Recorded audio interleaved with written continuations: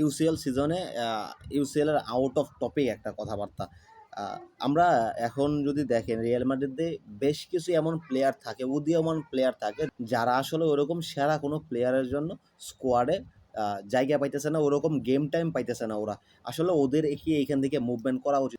আমরা যদি মাদ্রিদের অতীত দেখি, থিও হার্নান্ডেজ, হাকিমি কিংবা ওডেগার্ডদের মতো ওরা যে পথটা অনুসরণ করছিল, সেম পথ কি আসলে এন্ড্রিক বা আর্দা গুলারের অনুসরণ করা উচিত হবে কিনা?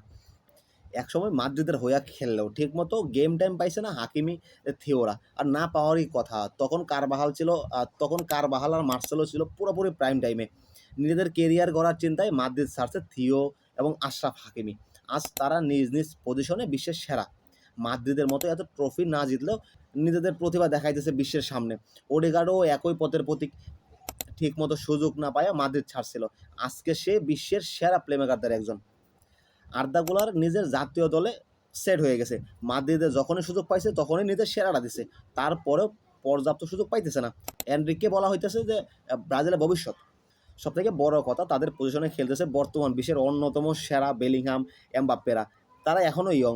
অবশ্যই রিয়াল মাদ্রিদের মতো গ্রেটেস্ট ক্লাবে খেলা সম্মানের, তবে নিজেদের কেরিয়ারের কথা চিন্তা করে, নিজেদের কেরিয়ার গড়ার জন্য রিয়াল মাদ্রিদ ছাড়লে হয়তো বা নিজেদের প্রতিভা বিশ্বের সামনে তুলে ধরতে পারবে।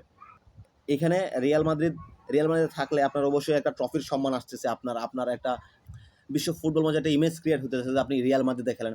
কিন্তু আসলে এখন যে ওদের বয়সটা আছে, এই বয়সটা প্রতিবাদ ছড়ানোর বয়স। লামিল ইয়ামালের সেম বয়স। লামিল ইয়ামাল ঠিকমতো গেম টাইম পায়। এখন আজকে দেখেন লামিল ইয়ামাল, আপনি বলতে পারেন যে মাঠে একটা জাদু ছড়াইতেছে, একটা জাদুকরী প্লেয়ার হয়ে উঠছে লামিল ইয়ামাল।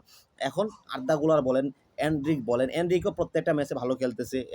কোপা দেল রেতে ওর 4টা গোল আছে। তো এখান থেকে আমি মনে করি যে ওদের এই ক্লাবটা ছাড়ার চিন্তা ভাবনা করলে হয়তো ভালো হইতে পারবে ভবিষ্যতে। ভালো হবে এরকম না। থিও হার্নান্ডেজ, আশরাফ হাকিমি ভালো করছে, এই কারণে ওরাও যে ভালো একটা জায়গায় যাইতে পারবে, ভালো একটা পজিশনে খেলতে পারবে এরকম শিওর না। কিন্তু এখানে বলা যায় যে একটা ভালো ভবিষ্যৎ ওদের জন্য আশা করতেছে। আজকের যে আর্দা গুলার বলেন, এনরিক বলেন, ওরা যদি একটা রিয়েল গেম টাইম পায়, একটা প্রকৃত গেম টাইমে ওরা পায়, ওরা যদি ঠিকমতো 90 মিনিট খেলতে পারে, দেন দেখা গেছে ওদের যে প্রতিভাটা আছে ওটা আরেকটু ভালোভাবে ফুটে উঠতে পারবে। একটা চাপ নিয়ে খেললে, একটা ভালো জায়গায় খেললে, ভালো দলের বিপক্ষে খেললে আপনার এক্সপিরিয়েন্স বাড়ে, আপনার প্রেশার নেওয়ার ক্ষমতাটা বাড়ে। সেক্ষেত্রে আপনি একটা ভালো প্লেয়ার হয়ে ওঠার সক্ষমতা অবশ্যই রাখেন। গেম টাইম একটা প্লেয়ারের জন্য অনেক বড় কিছু।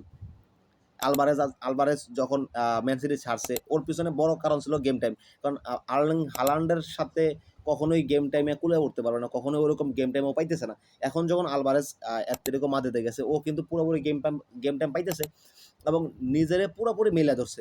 যদিও এখানে হয়তো ভালো কোনো ভবিষ্যৎ নাই, কারণ সিমিওনে যে সিস্টেমে খেলে, ওই সিস্টেমে খেলা আলবারেজকে আসলে ওরকম কোনো ট্রফি করতে পারবে কিনা। বাট আমি মনে করি আপনার গেম টাইমের জন্য ক্লাব ছাড়া আপনার জন্য ভালো এবং একটা প্লেয়ারের ভবিষ্যতের জন্য ভালো।